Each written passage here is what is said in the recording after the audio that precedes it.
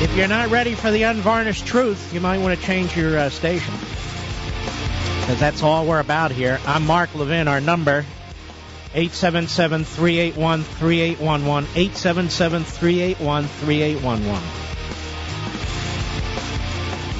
First, I want to make a statement. I want to make a statement to the Republican Party, and I want to make a statement to the president and his people, and I want to make a statement to the media. We conservatives, we do not accept bipartisanship in the pursuit of tyranny. Period. We will not negotiate the terms of our economic and political servitude. Period. We will not abandon our children to a dark and bleak future. We will not accept a fate that is alien to the legacy we inherited from every single future generation in this country. We will not accept social engineering by politicians and bureaucrats who treat us like lab rats rather than self-sufficient, independent human beings. There are those in this country who choose tyranny over liberty. They do not speak for us, 57 million of us who voted against this yesterday, and they do not get to dictate to us under our Constitution. We are the alternative. We will resist. We're not going to surrender to this. We will not be passive. We will not be compliant in our own demise. We're not good losers. You better believe we're sore losers. A good loser is a loser forever. Now I hear we're called purists. Conservatives are called purists. The very people who keep nominating moderates now call us purists the way the left calls us purists. Yeah, things like liberty and property rights, individual sovereignty, and the Constitution and capitalism, we're purists now. And we have to hear this crap from conservatives or pseudo-conservatives and Republicans. Now, millions of people who voted in 2008 did not vote this time.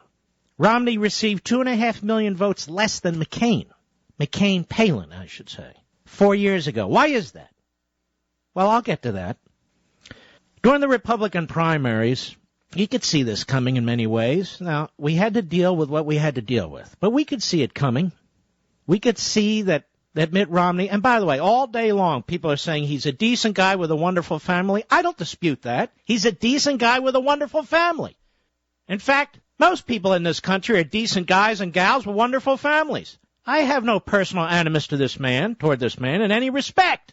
But he's not a conservative. And to hear conservatives and to hear commentators on our favorite cable channel and radio hosts keep telling us he's conservative. Romney cares a libertarian idea. It's a conservative idea. On and on and on. I supported Romney because of his position on immigration, which, by the way, he never stated in the last 2 months of his general election. We did the best we could to support a man who was not a conservative, to defeat Obama because he is destructive of this nation and its very fiber. So let's speak the truth, let's have intellectual integrity, and say exactly what happened and how it happened. Now, I've been saying, I wrote a whole book, that we now live in a Meritopia, not America. We love America. We love our country. We love our founding. We love everything related to our heritage that has brought us to this wonderful place. But it's a Meritopia. It's not America. It's a post-constitutional republic. When you have a Supreme Court rule last summer that Congress and the president have the power to order you to purchase a product you don't want, well, then you know your liberty's in deep trouble. And it is. And the relationship between the individual citizen and the government was upheld as the government treating us as subjects by a Supreme Court justice. A Supreme Court justice appointed by George Bush, worked in the Reagan administration, and he turned his back on liberty and he turned his back on the Constitution, and there's no way to explain it otherwise. Now, I've been saying it's a Meritopia. I've been saying it's a post-constitutional republic, and I'll tell you what's interesting about this. The vast majority of conservative commentators, self-appointed, and conservative websites completely ignored my argument. And now they're all wringing their hands about how the people have changed, how the country has changed. Yes, I think we know this. I think we know it very well. And then, when you point out the obvious before the election, when you write about it at great length and you provide all the evidence that needs to be provided to prove a point, you're called fatalistic or negative. I'm not fatalistic. I'm not negative. I'm real world, baby. I see what's going on right in front of my eyes. It's called tyranny. That's what it is. And tyranny won last night. We're not rolling over and playing dead. But let's not pretend that something terrible didn't happen last night. It happened, and it's terrible. Now, we're not going to roll over. We need a little rest, but the left never rests. Their agenda is always being pressed.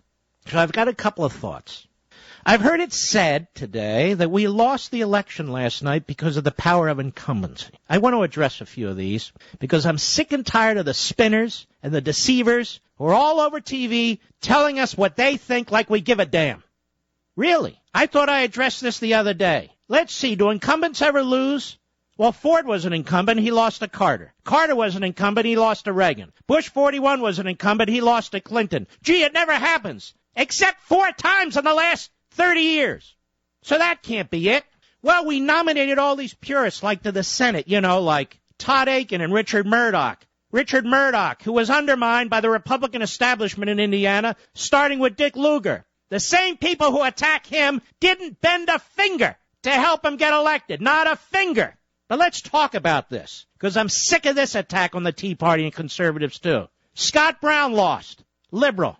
Linda McMahon lost. Liberal. Tommy Thompson lost. Moderate. There are others. There are others. And I have the list, and I can't find the damn thing. But let me put it to you this way. More liberal and moderate Republicans running for the U.S. Senate lost than Tea Party candidates. But you don't hear that, do you? Berg in North Dakota. Lingle in Hawaii. And I can go down the list. But you won't hear it. You want to know why? Because no matter what happens, the Tea Party's attacked. No matter what happens, Reagan conservatives are attacked. Big game going on in Washington, D.C. Big game going on even in the new conservative media with these frauds who get on and keep putting down the conservative movement and conservatism. This wasn't an election about conservatism. As a matter of fact, the Romney campaign was being praised. Talk about bipartisanship. Don't talk about immigration. Don't talk about across-the-board tax cuts. Talk about the middle class. Don't talk about repealing Obamacare. Talk about repealing and replacing Obamacare. On and on and on. Now, immigration.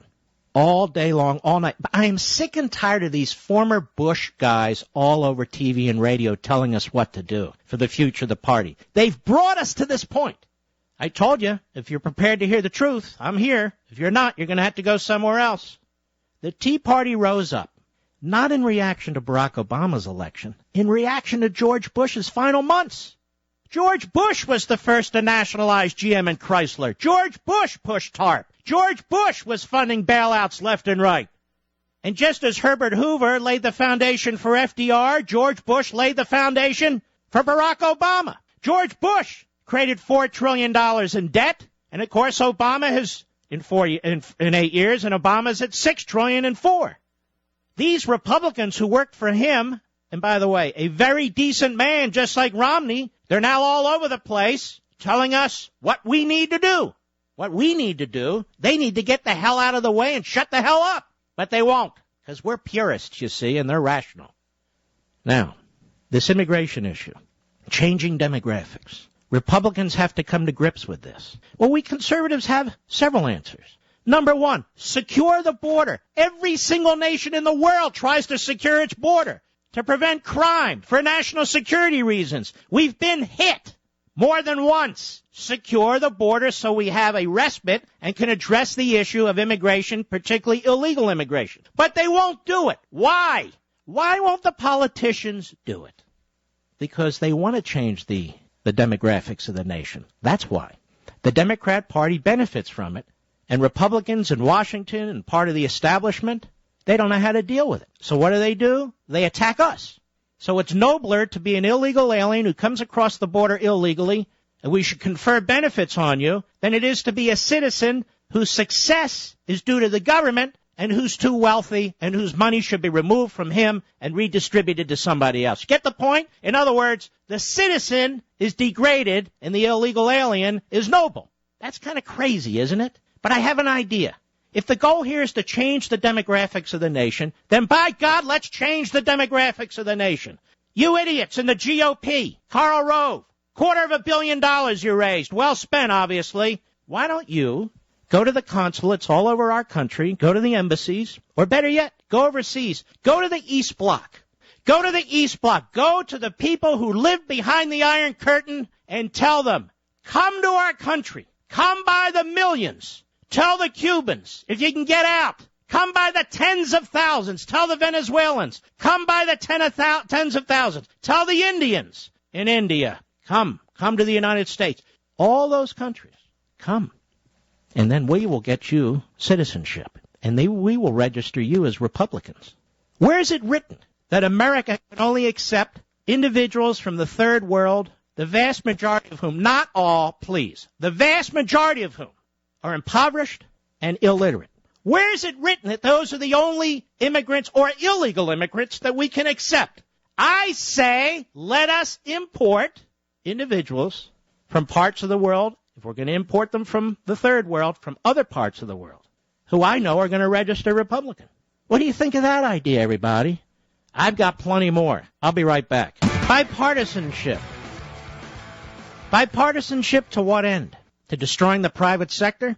To drive up the cost of basic goods and necessities? To expand the status electoral base, the bureaucracy, and the power of government? Bipartisanship?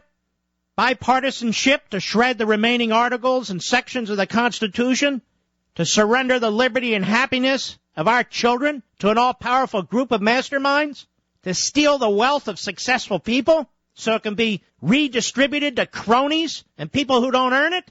That's bipartisanship? Well, count me the hell out. Just because we had an election doesn't mean I have to accept tyranny, and it doesn't mean you have to accept it either. Does the left ever accept the consequences of an election when a conservative wins? Hell no. No way. I'm not going. I'm not being dragged into this hell, ladies and gentlemen. This election was a body punch. There's no question about it. But we're stronger than this, aren't we? Yes, we're outnumbered right now. There's absolutely no question about it. And there's things we're going to have to do about that. And I'm going to talk about that in a moment after the break.